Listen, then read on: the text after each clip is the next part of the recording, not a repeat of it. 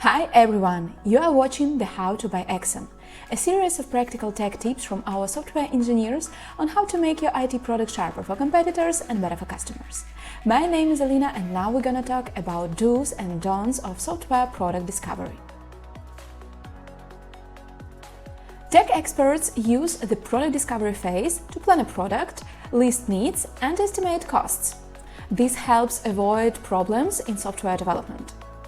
In this article, we'll guide you through the intricacies of software product discovery.